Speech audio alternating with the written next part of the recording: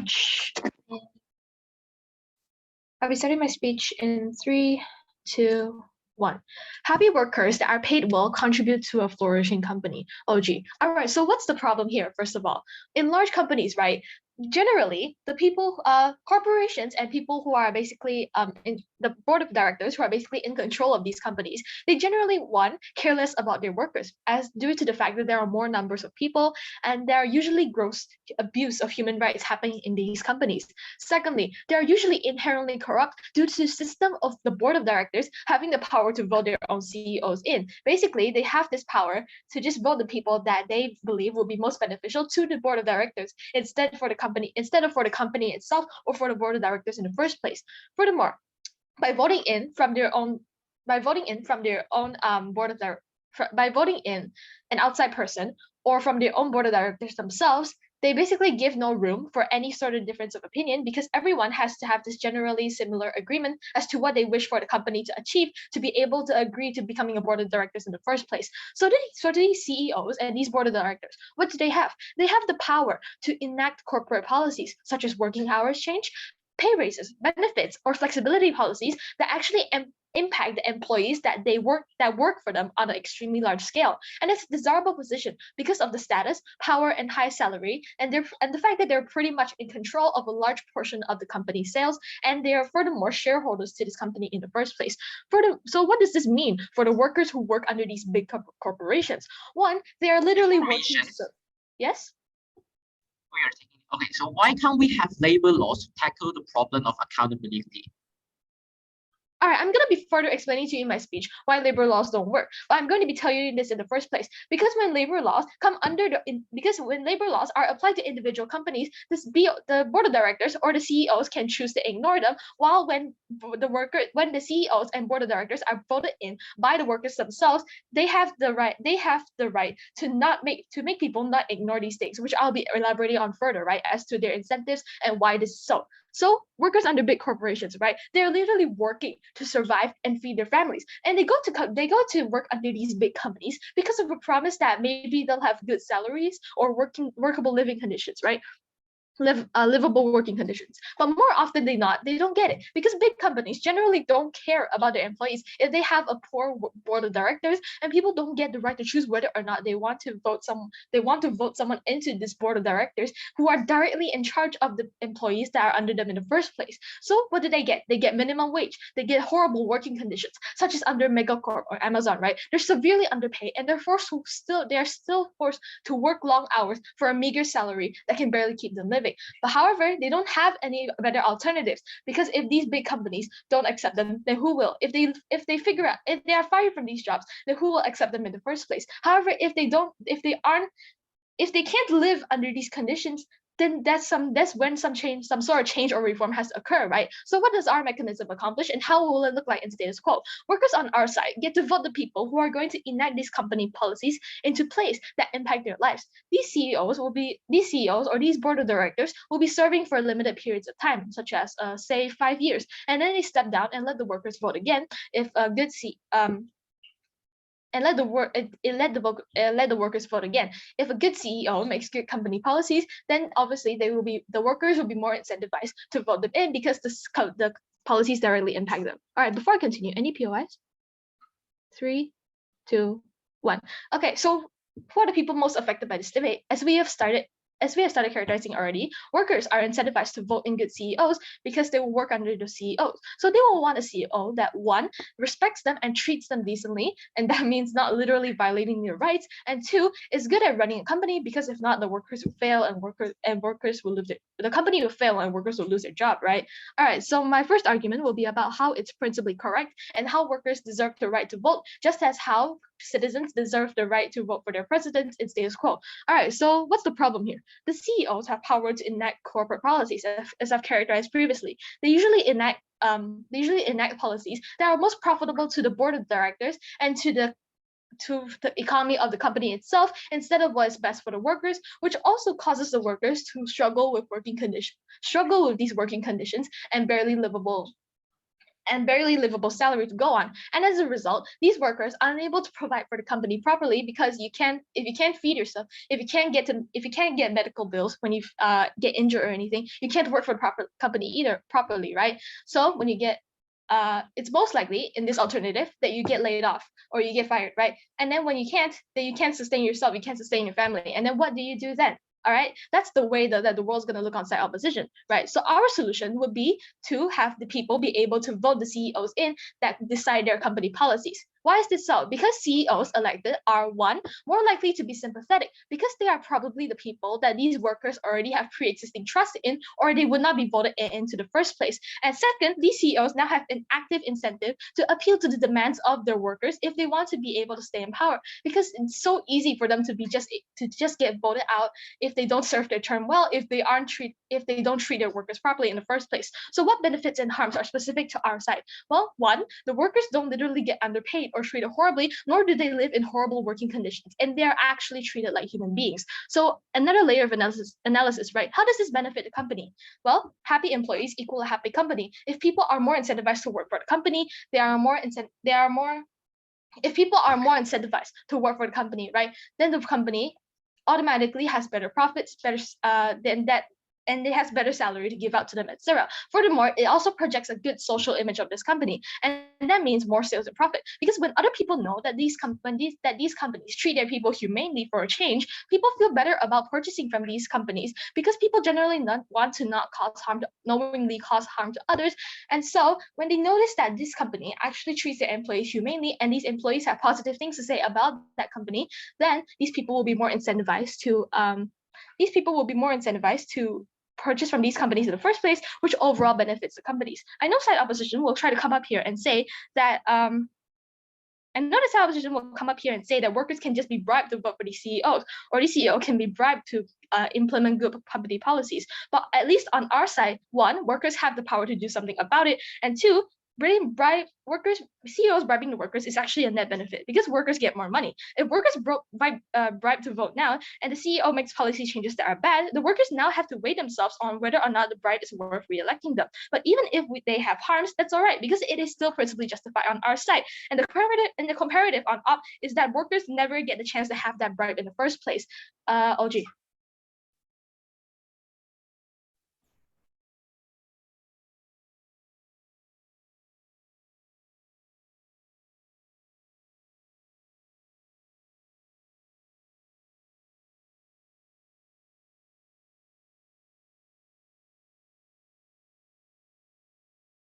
Thank you, Speaker, for that speech, welcoming the Leader of Opposition.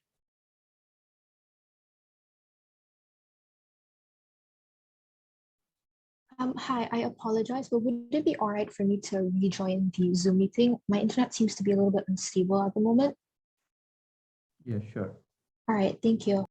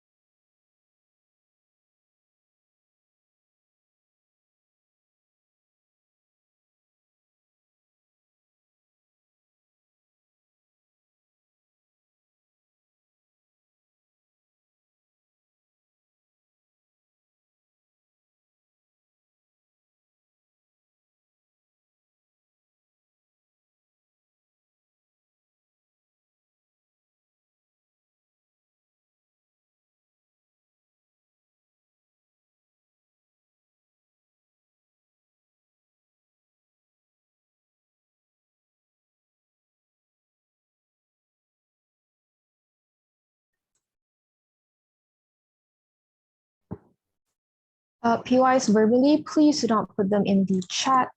I use any pronouns.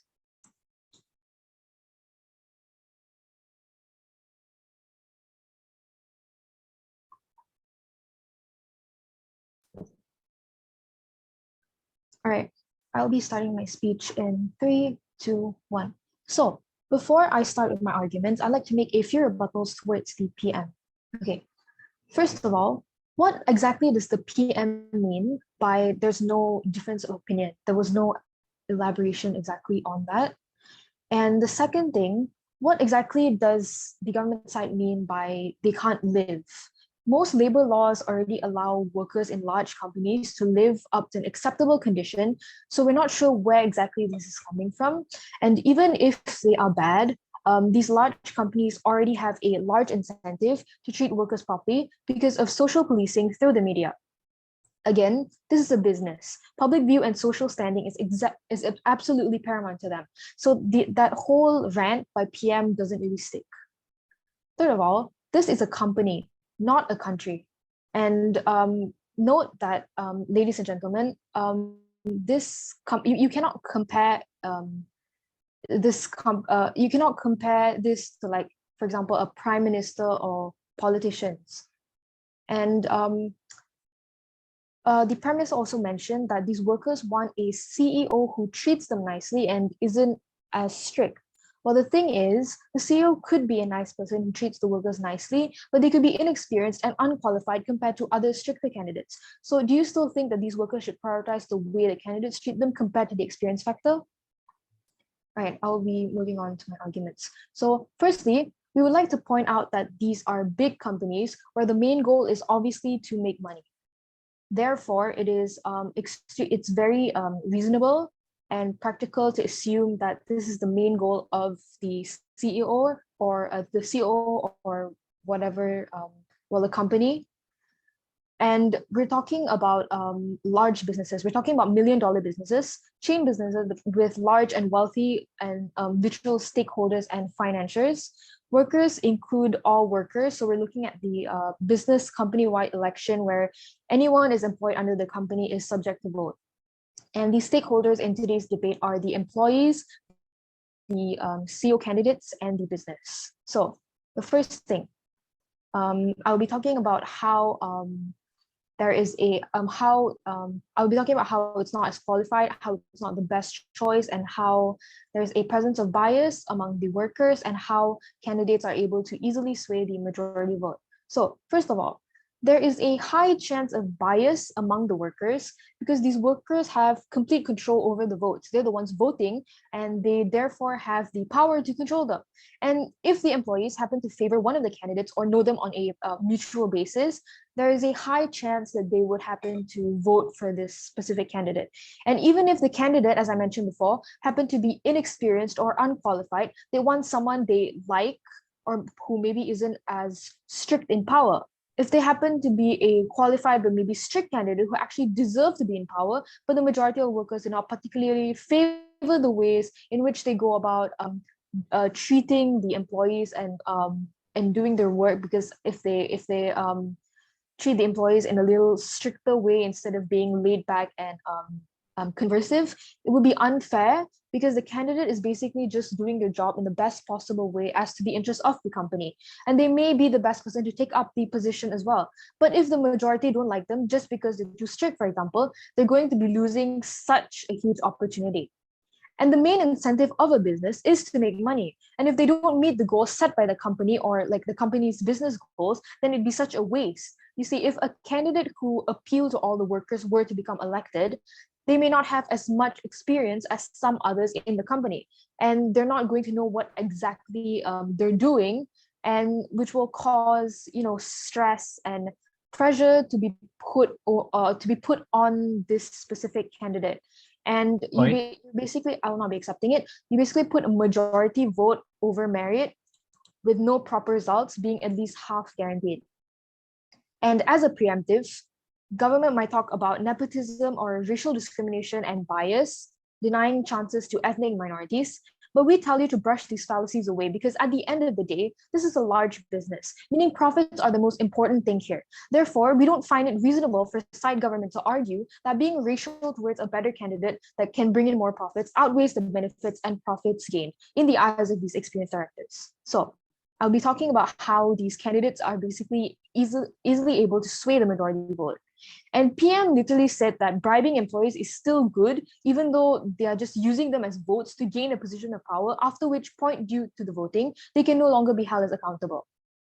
These candidates, right, are basically able to sway the majority vote really easily. For example, when the elections are announced, a candidate could start acting extra sweet towards the workers and being extra nice and maybe offering to help them with paperwork, or maybe letting them off work early, or hosting parties, hosting dinners and inviting them. And they could start getting closer to their workers under false pretenses and just build fake trust between them, just for the sole purpose of the chance of getting elected and for more votes. And this is wrong because they're using workers for votes, and they aren't, well, being genuine in most cases. And the workers' relationship with the candidate would basically just be built on lies. And this then would just lead to further tensions between the workers and people in charge, leading to things like employee strikes and in some places riots, as well as resulting to a huge loss. My second speaker will be elaborating more on my third point, and will be also giving some rebuttals. I'll be off my speech. Thank you.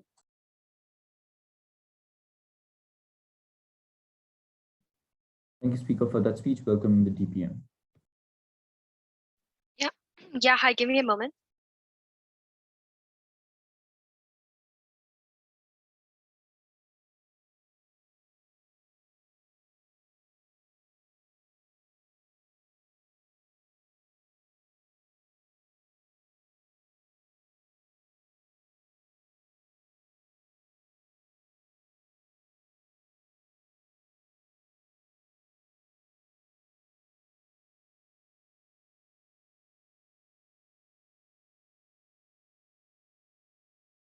DPM?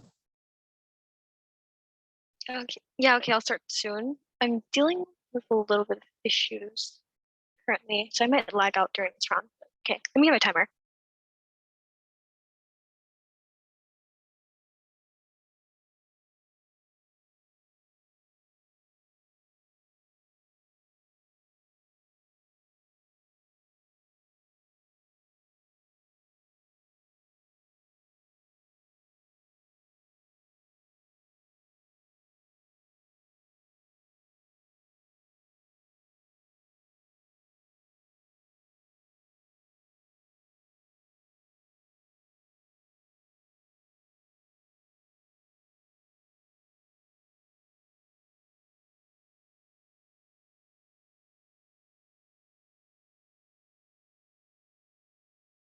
Okay, am I audible?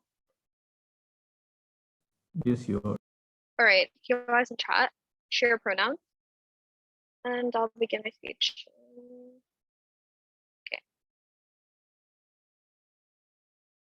Okay. I'll begin my speech in 3, 2, 1.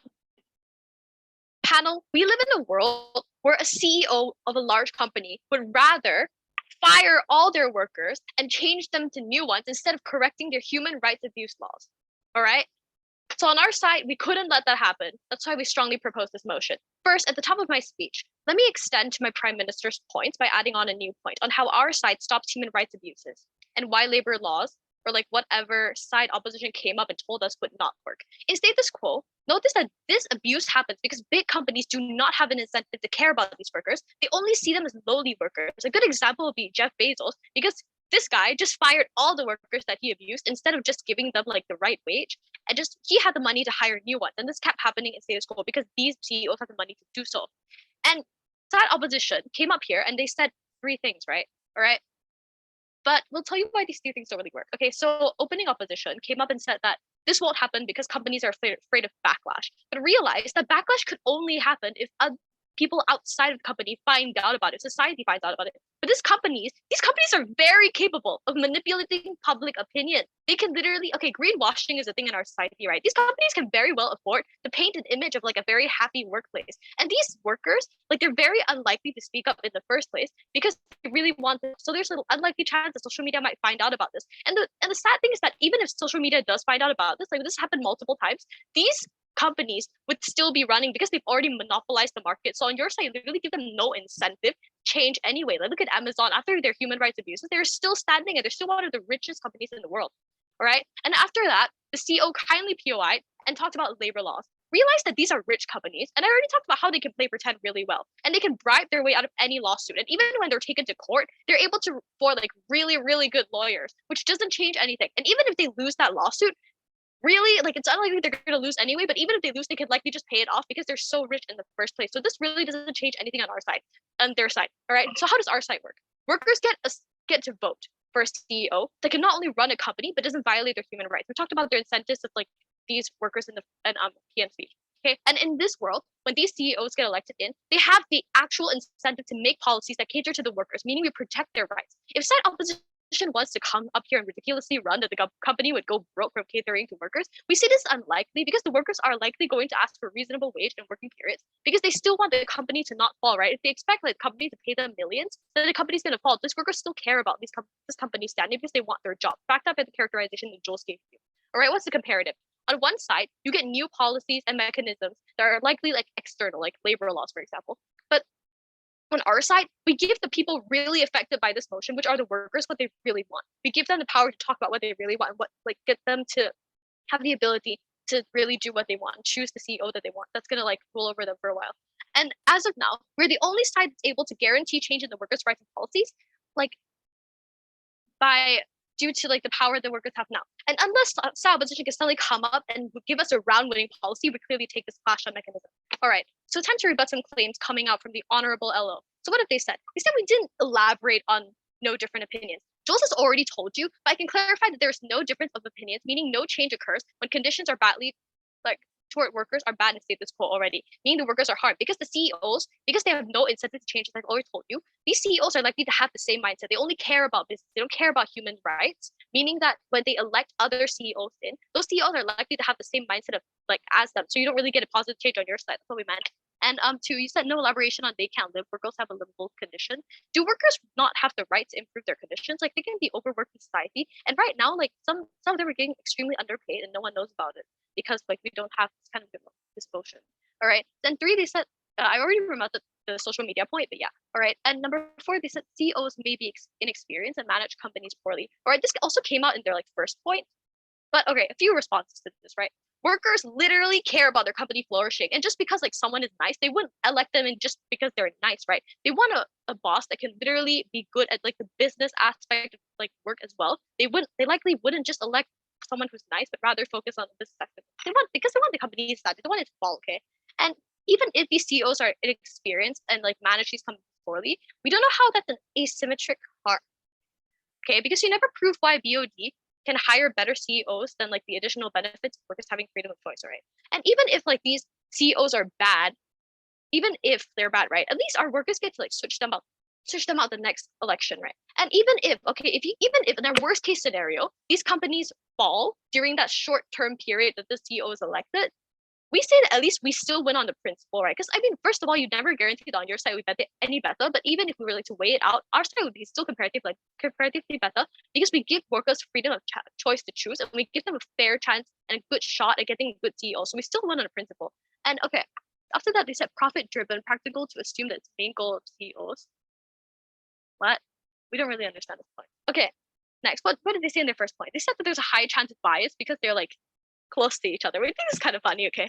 A, are you assuming that every worker is related or lives in the same neighborhood? Please not. That's not the majority. Maybe like 1%. And if everyone just so happens to end up being related, then that's a good thing, right? Because the boss would be likely to like be nice to the workers since they're all related. It's a very nice story. And as characterized about care, about giving a good work experience, like, yeah, the boss are likely to care. Okay. 2, they said that majority vote over merit. What is the comparative then? Why is it better on your side when they're voted in by BODs who might not make the best decisions? Because you cannot guarantee that just because these people have experience, they have like 100% very good business eye. Like basically, yeah, if we're willing to concede that they're like kind of a little bit better at searching for CEOs that are like them, no thank you, and also POIs in chat. But we say that at least on our side, we can guarantee like human rights abuses won't happen like that much, right? And okay, it's really funny that they said that riots would happen and that would result in a huge loss, because realize that riots happen when workers realize they don't have a voice. But in our side, when workers do have a voice, these riots are unlikely to happen. So that's a harm on your side, not us. Okay, and they said that these people can sway people by being nice with two responses actually. One, we think these candidates have an incentive to stay nice because they want to get voted in again. And two, even if they're not nice, they have a chance of getting voted out. And even if they don't, like even if the company falls within a short period, I think are very unlikely because the company is likely already very strong on its feet. Like they can, I've already told you how we mitigate against harm. So if that, please side with our side. Thank you.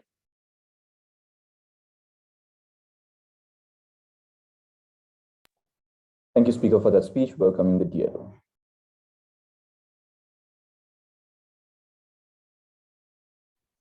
Okay. Starting, am I audible? Yes, you are. Okay. Starting my speech from my timer. Yeah. Few eyes verbally, please. Starting my timer in 3, 2, 1.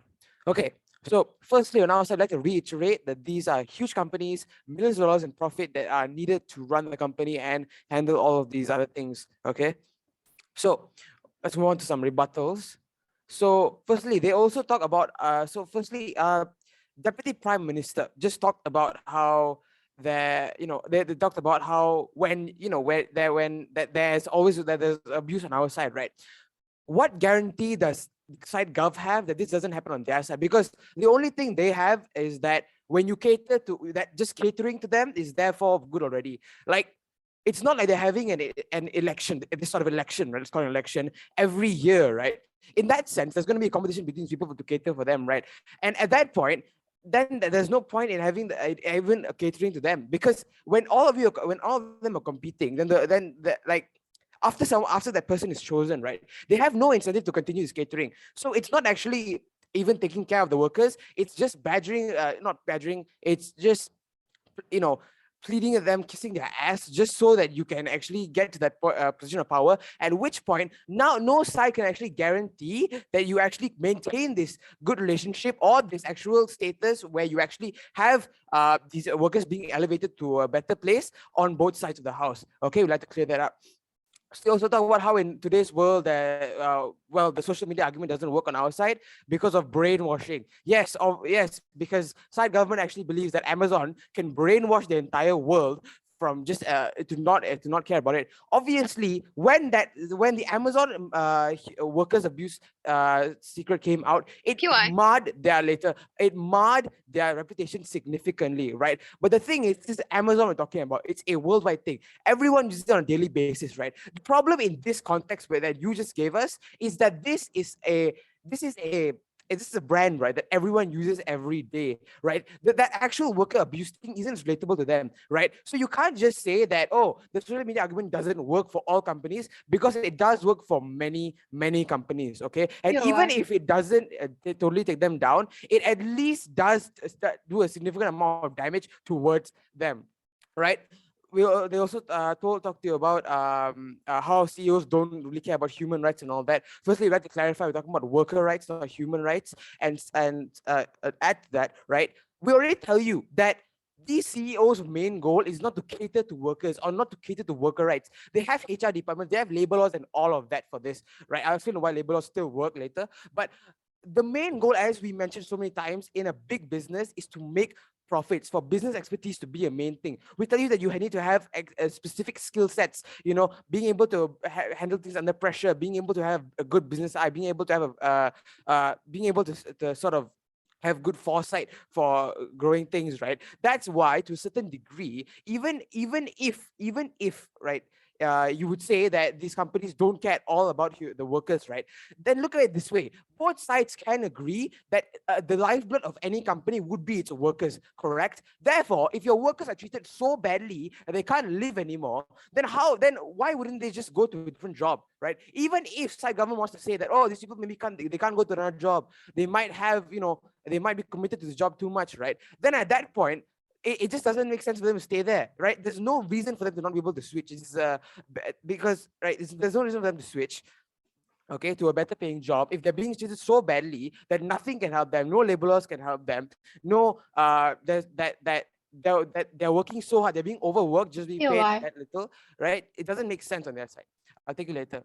Secondly, they also talk about they also say that these workers have it has better impact on the workers because when they vote for these candidates, right? Then they have better, I guess they're trying to say that you have a better relationship and therefore you can lobby for better pay and all of that, right? Firstly, I'll actually explain this in my argument, right? It doesn't actually guarantee a price increase or anything like that to these workers, right? It doesn't guarantee anything to these workers at all, panel. Don't let them run away with that argument, right? Let's talk about freedom of choice, right? Firstly, we do agree that the workers are the livelihood of the company, but again, this is a business, not an actual country, right? The workers put in work to get money. It's a fair trade-off there, right? But we tell you that the freedom of choice argument does not work here because firstly, the freedom of choice of that worker's choice, that choice is not significant enough to be something that big to be able to impact the whole company as a whole, right? Because our side feels that on Gov, they don't actually understand how big of an impact the CEOs changing impacts the company, right? Also, when engaging with our riot argument, they just basically just ignored everything later. They ignored our actual context and how this happens and just said it's having no voice. We told you that it's when these people have no incentive to continue this good mutual relationship because they don't have a guarantee for that, right? That's when they get cheated to, they get betrayed, and that's where the anger comes in. Okay. Now moving on to our third point on our side, but right, I'll take your POI, Jules. Then can you explain how big of an impact CEOs changing on companies it has even within terms of 5 years? I mean, what? Because CEO is the literal leader of the company. They handle so many things about the company. When you have CEOs, the changing in CEOs can literally bring a company that's bleeding money to becoming an S&P 500 company, becoming tech unicorns in any country, therefore contributing to the country's economy as well, right? CEOs play the biggest role in this, especially when you're changing, which is why when you have workers, like I mentioned in my next argument, when you have workers who don't have as much experience or A66 expertise or experience in being able to choose someone for such an important role, right? We tell you that it's a very big role, and I've just explained to you, right? That when you give the selection power to workers from every part of the company, probably understand these qualities and the importance and need of the role, then they end up just choosing people because of face value, or maybe they have some sort of glorious facade that helps sway the voters, right? Or mutual contact. And we don't mean that they're related. We mean like being talking with them, spending time with other workers, right? That sort of thing. Note that the majority of these worker salaries are also fixed or set to increase the yearly bonuses or as such. So it doesn't mean that when there's a new CEO and they promise anything, it just goes straight up like that, right? Now look at the other side, and then you see that then status quo, when you have a board of directors and top level members of the company making the selections, the income is heavily based on the actual growth of the company. This growth obviously is going to be spearheaded by the selection of a leader with caliber who is fit for the role based on this board of directors' years of experience, therefore being able to better entrench the company's financial and social standing as a whole. With that, we rest our case.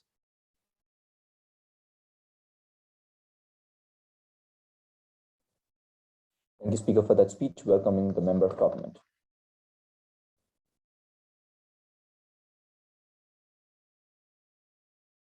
Hello, am I audible? Yes, you are. All right, nice. If it's okay with everyone, I'll just turn on my camera. Is that okay? Okay, I don't see any objections. I assume everyone's okay. All right. So, just set up my camera real quick. Okay.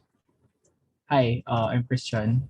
Pronouns he, him. I'll take POIs through voice. Just raise it between the 5th and 6th minute. All right. Please don't badger. Just raise it within that time period. Okay. So starting my speech in 3, 2, 1, go. Panel, a company that treats their people well will be treated by the consumers better as well. But after this, what did the previous teams in this debate, right? So opening government just told us two things, right? That they need to protect their workers, the perception to have a better service or better success at the end of the day, right? Which we will be doing better at, and I'll be expanding later. While opening opposition comes here telling us few things, right?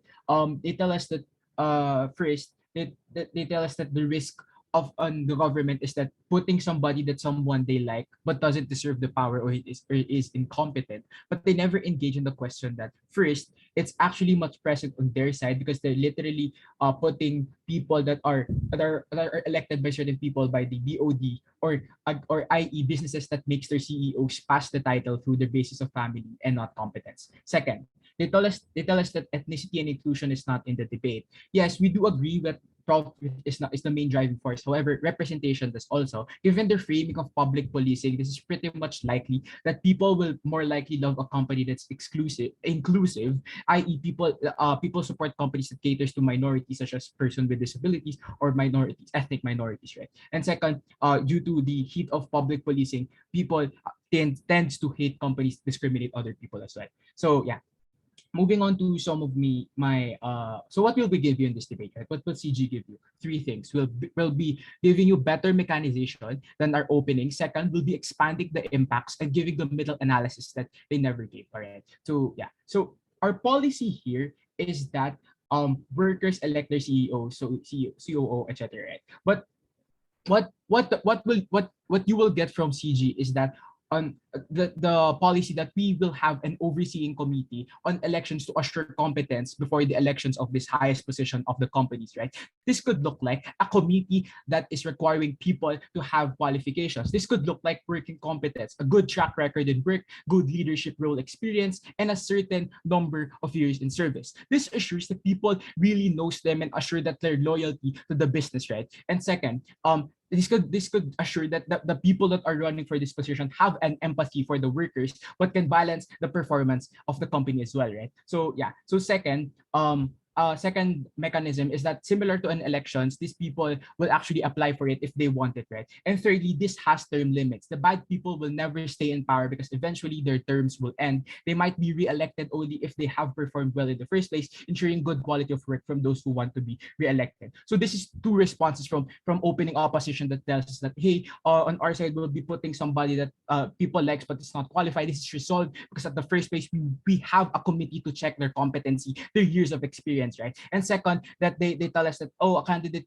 could just sway them by making parties and bribe them, right? On best case, they can actually do this, but it's mitigated because competence is checked by the committee and requires a numbers of service, meaning that the person who is applying for this position is less incentivized to do this stupid, extravagant, unnecessary actions, right? But again, moving on to my extensions. First thing, assured success by the perception of consumers and better welfare from the workers, right? So there's two things. First is big businesses backbone is the people. An industry, manufacturing services, or anything actually hinges on the service, on the power of the people. And then DLO comes and tells us that the power of choice is not applicable to businesses. Realize that this is untrue because businesses performance literally hinges on people's effort, but people's welfare is contingent to the business's success. If the workers are sick, they will not function. The businesses will lose their workers, or they will find a new one which will actually cascade to a financial loss at the end of the day. Assuming in status quo, companies still exploit their workers and continue to work, right? That has two impacts: public backlash and worker strikes, which literally leads to decreased positive public perception, which is bad for the company. And second, financial losses to the damages that the worker strikes have created, right? To conclude, I have proven to you that people's welfare is a prerequisite to good business. Second, consumers are the heart of businesses. Literally, the consumers creates demands which businesses responds to. So my second argument is about maintaining the quality of business through the public perception. In our side, we have checks and balances. Leaders are incentivized to perform better because they have an inherent drive to improve company. Of course, it's their interest anyway. And second, they have an interest to take care of their workers. Or in a worst case, a bad person was elected.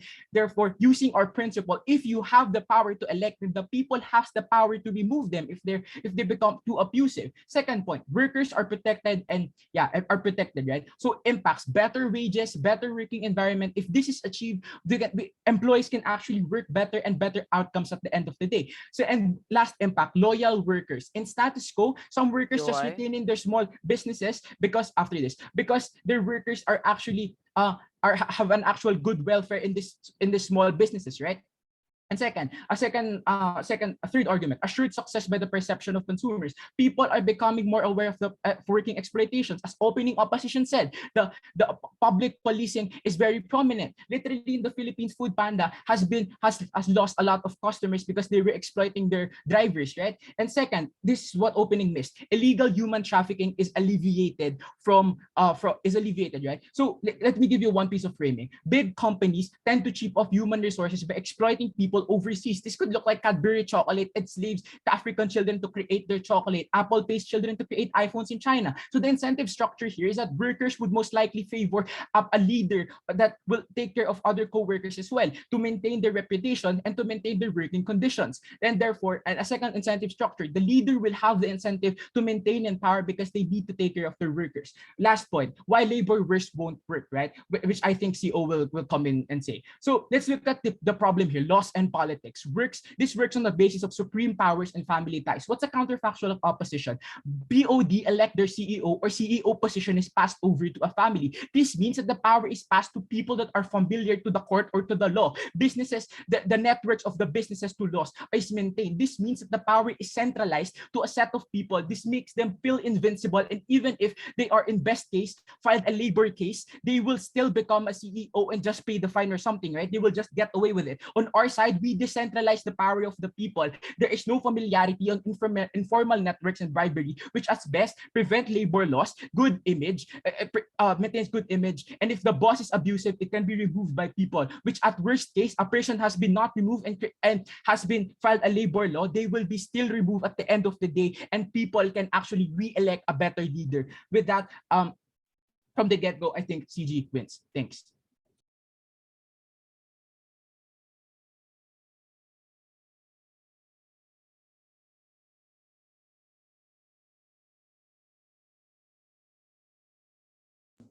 Thank you, Speaker, for that speech. Now welcoming the member of opposition. Just give me a quick minute to take a quick water. Yeah.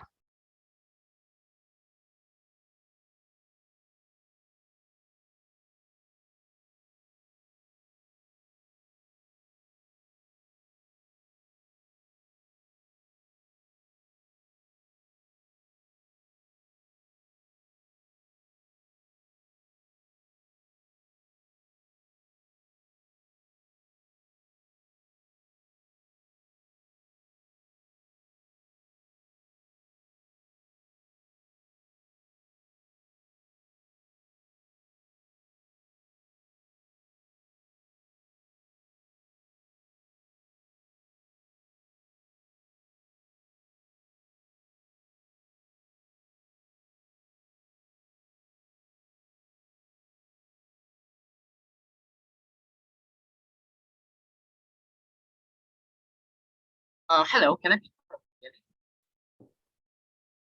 Yes. okay, your eyes in the chat. Don't open your mic. So general pronounce him. Starting my speech in 3, 2, 1. It is very dangerous to assume that there's an accountability in workers when you change the entire power dynamics to one that relies on cult of personality in order for you to get into power. We on-site opposition rejects that. Few pieces of recharacterization coming from the CEO, which is missing from the OO and OG. Firstly, what do we mean when we talk about these boards of directors? Like, by talking about these boards of directors, we mean they are the ones that usually rise to power, positions of power, usually from a majority man, i.e., you have the Fox 500 point then to have a decent work record and to be the position of leadership. Secondly, we said these are elites, raised to think minorities or lower citizens were inferior to them. Often I studied the elite too and with elite social circles. We see we have no interest to cater to these like workers that do the bare minimum. Secondly, like these, given that the same fear and this is a policy debate, so with political and social capital symmetrical on both sides, we'll rather on CO to utilize these resources for further labor protection laws, which means we have more welfare and more minimum wage laws on the outside of the house. This means that the comparative base elections short term relies on organic channel from the board of directors. We say policies cannot be enforced nor regulated by third party, e.g. government. We say oftentimes under the other side, these when they want to give elections to workers, the companies can basically use this as an ammunition by the box of directors to further not push for labor laws. We say the further like worsen of labor laws is happening under proposition world, which is harmful on their side. Before I move on to my main extension, a few pieces of rebuttal. Firstly, OG come out and say, oh, there's a abuse of power. We think there's not exactly the case. Even if they do, we say there's a lot of mitigation outside of the house. We say under the current status quo, there is labor laws. But they say, companies can choose to declare three response. First, we said the state can basically interfere in and basically threatening to take away the license of companies and decline cooperating with them. Examples by not granting you any project or charging you high corporate taxes. That's why we think there's a check and balance within the system already. It's not the very worst case like what our OG claim, oh, this is abuse of human rights. Secondly, we say it's also in the incentive for companies to improve welfare as well. As when you improve welfare, you improve the overall productivity. We say thirdly, with this, they have OG to underestimate the nuance and dynamics of the capitalist markets. If there's a low welfare within the companies, and if other companies will have better welfare, then these workers will obviously switch to other companies, and you will lose talents. Therefore, we think it's an incentive for companies to actually improve the welfare and to actually care about these workers, even if like it's not the very worst claim by OG. Secondly, but then they say companies can lobby to turn the labor laws. Notice that the majority of the workers from out the borders of the country, right? And can have a POI is the chat base and can have very huge political plot. It's very suicidal for government to enact laws that downgrade workers' welfare. This is why you see minimum wage never decrease, but always decrease. Recently, like Malaysia just have a rise in minimum wage to like 1,500 ringgit minimum wage. This is why you see minimum wage never decrease. Secondly, we see there are political parties that actually stand for social welfare, like Democratic parties that stand for you in the US. There are politicians like Bernie Sanders that voice out for a policy that actually cared about workers. When CG say, come on, big businesses backbone is the people and they want to have better welfare. Yes, we agree with CG that people's welfare is important, that the welfare is important. But I think the crucial question in today's debate is how we actually improve the accountability of corporation. I will tell you, you worsen everything under your side of the house when you give election to workers. We say, and finally they kind of say, oh, accountability. We say, oh, this is a representative of OG. We say, we're not going to deal with that. We're going to deal with that in our substantive. I think this piece of characterization proves to you, actually, we already have some form of check and balance under the current status quo. It's not like the very worst that OG claim, right? Where these companies have a completely abuse of power, want to take away the very basic rights of workers. Even if we take them at the very best and just assume that CEOs are just really, really bad people and they are just demons, I will talk about why their side worsen everything. At the very least, we add some form of protection on our side of the house, and we will sort of strike to improve labor laws and welfare through the same political fiat and capital we have. On to our first extension speaker, right? Why is that accountability worsen under their side of the house? Why is it true? Because when they want to have democracy, democracy necessitates you to win the heart of other workers. That's your source of power basically comes from worker, right? So that means under their side, in order for one to win elections, you must always care for the incentives of workers. This means like a group of people will always group together and form a large interest group together, which like cater for each other interest, right? Oftentimes, there's a leaders within the interest groups who will lead the groups and promise his supporter if he got elected, he will specifically take good care of his followers. We say this is harmful on their side of the house, because we say when you form different interest groups within the companies and you create a toxic culture of curry favoritism, I want to praise the case of these kind of like political these kind of leaders within the companies, so that I will be able to get better treatment when they get elected. We say this decrease the accountability and create a toxic culture. This is somewhat similar to like okay, but we specifically OO's claim, but we specifically tell you how the power dynamics shifted from the cult of personality to actually have better policy on ourselves, which we give you more nuanced explanation as to why these people will likely to form different interest groups within the company, right? We say this divide workers between different interest groups, and we have been fighting with it. What are the impacts of this? We say the impact of this is simple, which means this is how we do better than OO, right? So we basically give you the impact. We tell you that when you have different interest groups within the companies, that means you cannot have a unifying voice in order to pass policy, corporate policy, which means that in order to get into power, you need to have a cult of personality. You need to actually be curry favoring to your boss and actually get into power. This means you cannot focus on productive discussion and merely focus on power. Since the workers' incentive is to actually have high insert rate, under their role, they can always assign high insert, when these leaders that actually get into position of power, right? These leaders can actually consolidate their positions of power by giving more higher salaries to their supporters to further consolidate their power if they're their opponents, right, the one that they don't like about, they can always like decrease their salaries in order to push them out of the company, even if that workers already have result. Before I move on, I take a point. For opening. No, 3, 2, 1. How does it out? No, next. Sorry, I think that's quite sorry. Also, how is that outweigh OO, right? Because we say OO only tells you workers are biased and do not know how to run companies and they want to defend the interests of corporations, right?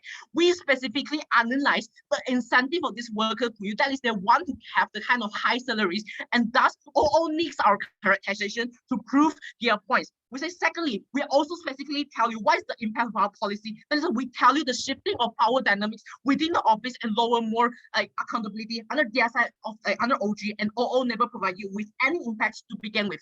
Thirdly, we say OO wants to defend business and corporations, right? We think this is important, but we specifically tell you why under our side productivity is better by telling you the forming of various interest groups within the companies and how it leads to toxic corporate cultures. What's the comparative then on accountability? We say their side wasn't accountability part by creating different interest groups within corporations, thus enabling toxic culture, right? On our side, then we prefer you use the same fiat to enact labor law and actually improve welfare, which specifically tells you the nuance and competitiveness of the labor market. If you are not satisfied with your company, then you just jump to another company.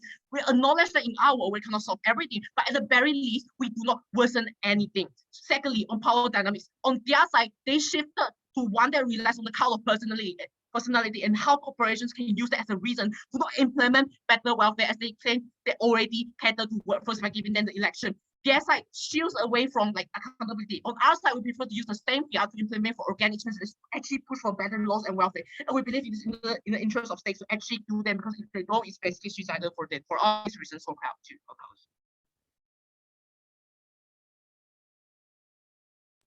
Thank you, Speaker. Welcoming the Gov Whip. Hello, am I audible? Yes, you are. Okay, thanks. Let me just, can you just give me a moment to fix my notes?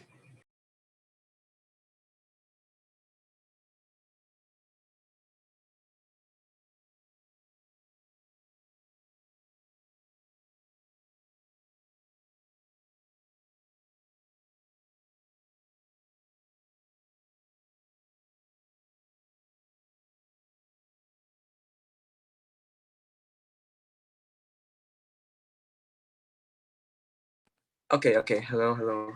Hello, this is Government Whip. POIs through voice. I will probably take you between the 3-minute mark and 5th-minute mark of my speech. Yeah, I will not be looking at the chat, so please direct your POIs verbally. I don't have any preferred pronouns. Yeah, let me just prepare my timer. Okay, starting my speech in 3. Oh, sorry. Starting my speech in 3, 2, 1, and go. Imagine that you are an office worker stuck in an environment where the board of directors are borderline abusive and exploitative of its employees. All they care about is profit and rarely give any care to the workers' well-being. As people who have emotions and can also become unmotivated over this kind of treatment, we would rather have higher-ups who cater to the people and strive to be better in terms of providing a good working environment for everyone in the office, right? Now, this debate has been messy from the opening half, right? They have created many deadlocks, and I will resolve those in my issues in my speech and tell you why only my partner has posited a clear policy and clear benefits and mechanizations that matter in this debate. Now, opening government had no clear policy from the get-go, right? We recognize that only closing government does give a policy that we frame with an overseeing commission on these types of elections within the companies that evaluate performance of the candidates, track records, and leadership skills to actually determine if they're qualified to become a leader in these positions, right? The clearest policy that ensures you that not just anybody can run. This lessens the chances of underqualified people to run. We do not have abusers or hooligans running for executive positions in our world, and we made that clear. Now, to the things about labor laws that opposition really loves to push, let me give you an analysis. Labor laws give no active incentive for companies to give the best possible quality of work environment. All labor laws are going to do is set a requirement a line which they have to meet. But quality is never assured as long as these requirements are met. Okay, the fear of not being elected will ensure that all candidates are going to provide the best treatment to everyone and the best contribution to their companies. If they want to be elected, the employees need to be happy with these candidates, and that only happens with an election system because the people themselves will choose. Quality is more assured and outside, right? Now, callouts. Okay, CEO is debating in a bubble panel. Realize that from OG to CG, we already agreed that the house of this debate is the companies themselves, meaning that their counter fiat must work on a premise within the company only. So how would labor laws actually happen on their side, right? If they should only work under the premise of these companies only in the first place, right? Panel, please don't credit their case on this. Their mechanization was not sufficient enough to address this. Now, rebuttals. Better leaders equal better performance of constituents, right? They said that employees will never improve and never get better pay, right? This entire point is illogical. If you look at it, if these people are able to provide a healthy environment where workers are motivated, where workers are not afraid to innovate and go beyond, overall work output is better because they are motivated to do more. They are not discouraged and brought down, right? A work environment as well that is good brings in more work applicants, raising the standard of work and the employees to do better and keep their positions. Also, they will be able to work more efficiently because they aren't abused and underpaid. Now, employees never want an elite leader if they are not competent, right? CEO says that people will likely elect an elite leader anyway. Listen, these people who will vote, the employees whose futures will be affected by their leaders, will not self-destruct their futures. They will vote wisely for the sake of their own benefit. It is a cycle of benefits when candidates offer benefits and the people will want those benefits. The best giver of benefits will be put into power, and that is what we want. Now, first issue, whether or not this election is required. Now, opening opposition presents us that these corporations and companies are not countries, right? And they said that CEOs are not comparable to like a prime minister or president. Their case is wrong because from this case of theirs alone, they fail to show the depth of analysis. Because if we are to compare the two, a government is a body in charge of managing profit and the people under them. These companies are the same because these executives are in charge of providing a work environment good for the people and providing their workload and providing their profit. We need leaders who cater to the people. We want the people, right? We want the people to benefit in the long run. We have a system in our world which we clarified, which all those who apply for the position are already deemed to be worthy to become executives, right? By the overseeing committees of these elections. They are qualified in the professional sense, but only the best in terms of behavior and paying attention to its people will be elected. We have people who have good moral values at the top. This good quality will down to the employees. Take that later. We do not give all the power to become condensed to the small population of people who pass down, who are greedy for power and only pass down the power to those who coddle up to them in the first place. Okay, next point, issue. Bias towards candidates. Personal relationships will become biased is what they said. They said underqualified people will get all these positions. This means that the standards are never met. This is widely untrue because they never analyze why people are disliked in the first place. All people deserve respect, right? We don't want people who are over-exploitative and abusive to gain power. We also tell you that knowing everyone on a personal level is a company benefit, right? If you know the people who you will eventually lead, you're familiar with all of their work shows, you know who is abusing them, you know when too much work is assigned with too little compensation. An institution led by somebody who is widely despised and severely detached from the realities of what their workers experience is not going to succeed, right? If your leader does not care about you, you will continue to suffer and become unseen, and you will struggle in the long run. Now, on the case of fake trust, I do not know why fake trust will happen because in the first place, these people who are running have been in the company for a while, so people would be familiar with them. Fake trust is a minimal harm because it is not likely to be believed in the first place. Employees are not ignorant enough to the point that they will fall for a sudden change of personality from someone running for a position in the company. They will base their judgment on the behavior that these people have shown from the moment they stepped into the company. We won on this issue because we proved to you that their points on this are false. We show you a model in which people are given attention. The people who I'll take that later, who deserve respect, proper compensation, and a healthy working environment are much better. The active incentive to stay in power means that they will actively be inclined to do better than the other contenders and provide healthy competition between all of these contenders, right? To give benefits to the employees. We want employees who are single parents to not struggle from underpayment. We want people in lower positions to be treated with respect. We want the collective problems of these workers to be resolved by the people in power with the ability to change all of these. We want the lower employees to be able to elect the people who will give them all these benefits. Side opposition has no incentive structure to execute all of this. All they said is labor laws are in place, will be put in place. But we see that despite this being in status quo already, only the bare minimum is done.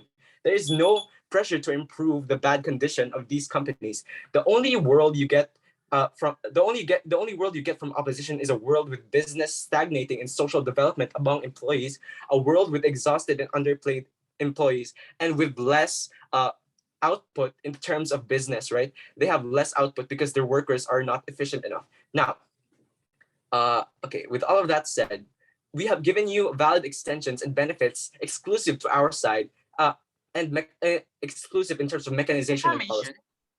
I think it's already past time. If you want a world with company executives being abusive and exploitative, a world with unhappy and inefficient workers, side with opposition. But if you want a power decentralized from greedy leaders and exploitative leaders and better wellness for employees, side with closing government. With that, I'm proud to propose. Thanks. Thank you, Speaker, for that speech. Welcoming the opposition with Speaker.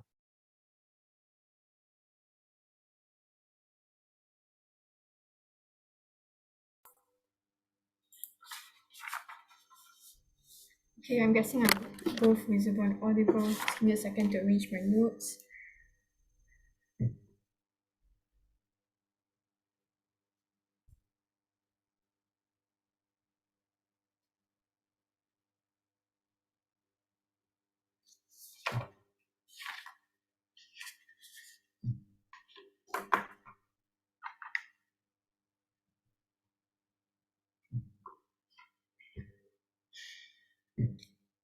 Okay.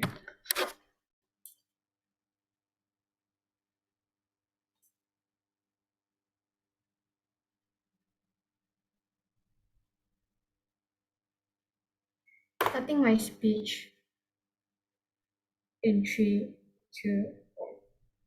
The reason why OO loses out in this debate is because the stance from the start has been very inconsistent.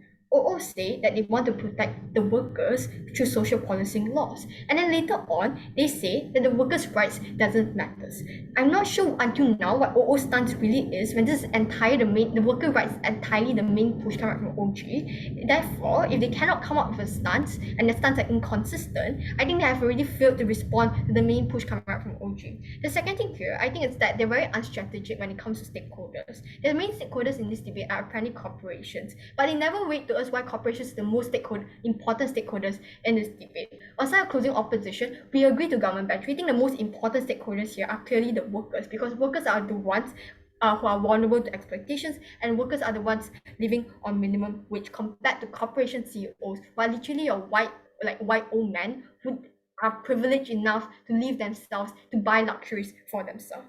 The third thing on why they lose out is that they never provide us a counterfactor except for social policing media. But I think Uju already sufficiently proved why this is something that's very effective in nature to begin with, because it relies on effective to begin with. But furthermore, on CEO, we tell you that because social policing media it's not something that can be directly enforced policies, right? This is why the counterfactor is ineffective. And on their side, never prove how they solve or improve the worker rights that the entire government bench has been praying for. They never debated the main contention of this debate. They immediately forced out of this debate on the basis of being boxed out. The second thing here I want to deal with is the entire premise coming from OG and excluding government. The first thing so here's how we initially differentiate ourselves from opening opposition. On opening opposition, they provide us no counterfactor and no mechanisms. On closing opposition, we provide you a mechanism that's labor law. Why is it that it's feasible? Because we tell you that that it's symmetrical, that political capital is symmetrical on both sides. If you want to lobby for things, if you want to lobby for things like elections or like elections between corporations, you also have the same amount of political capital to lobby for things like better labor laws or even higher minimum wages, right? We think, and also you're also using the same amount of resources that you have to put into these elections for the CEOs. You can also use the same amount of resources to further lobby and advocate for your cause, right? The only response we got from closing government was, oh, you cannot like judge, you cannot like get away with that fiat because like, oh, it's on the premise of corporations. No, in order for you to enforce elections, the one enforcing the elections are not your corporations, it's your government. If corporations are the one enforcing the elections, then there's no incentive for corporations to do so because it's not in their interest and they know that they will lose their power, right? Therefore, it's government's the one enforcing it. Therefore, the main focus of the workers should be directed towards the government and lobbying for better policies. Other than that, why is this policy also feasible? Because this policy doesn't rely on the organic change of the board of directors to magically somehow prioritize the workers, right? And lastly, it's why this policy is more feasible is because it can be a force in the long run. Then another thing, like government came out here from OG and CG to say, oh, but you know they can just pay fines. You know it doesn't have much impact on them. Really, this one liner is just not a sufficient response to tackle the entire mechanism pushed to from my first speaker, right? Why is saying like not pay funds not true and just not a sufficient response? Because we think at the very least on our side of the house, workers now can report on cases of abuses and can force the government to investigate with court order on things like this. Now it's made into a proper law. Now it's an official law that it's already been made, right? At the very least, they can push for things like accountability mechanisms. On their side of the house, they cannot push for anything like this because insofar as like what would you consider? It's only a 5-year gaps of elections. They can have to wait for another 5 years because before they report on things like exploitation. Other than that, is that also cannot be enforced by the government because it's not a proper law that's been made in the first place. Only outside the house you can hold corporations accountable for their wrongdoings compared to some proposition here. Other than that, it's not just like don't let government generalize to say all punishments are just like also a fines and slap on the wrist, right? It's not true. In some status quo right now, like governments can enforce with the law. They can force corporations to make certain changes in their corporate structures in order to benefit workers. This looks like when governments hold Boeing accountable and force them to make some sort of change within their corporate structures in order to have like more safer reparations and manufacturing of the planes, right? We think these are things that can be enforced by the government and it's way more effective than the policies pushing out from our opposition, right? And this also looks like lobbying for like long-term minimum wage, which is way more effective compared to that.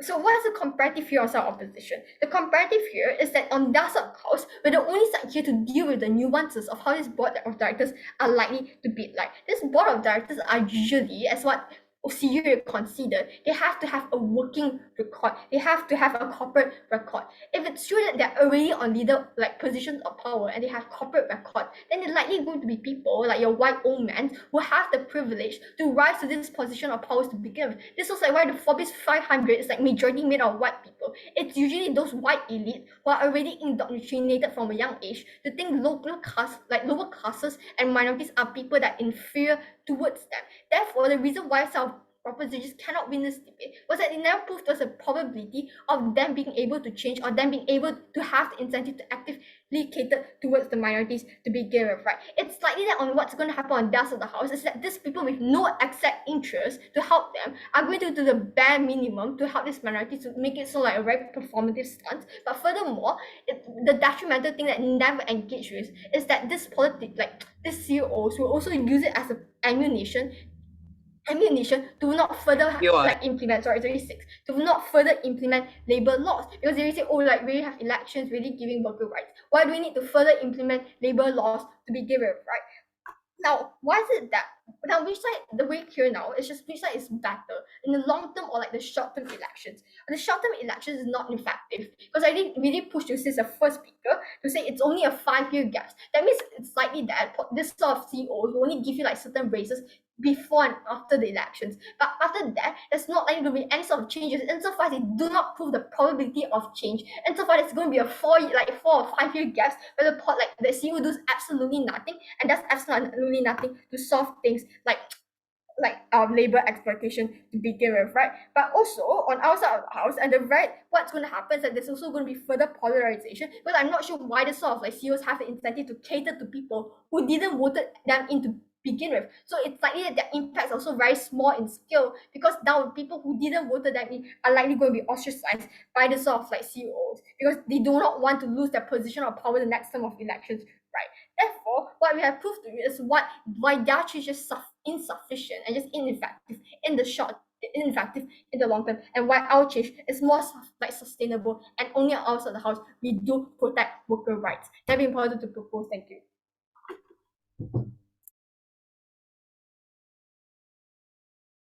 With that, we have to the end of this debate. Thank you everyone for a wonderful debate.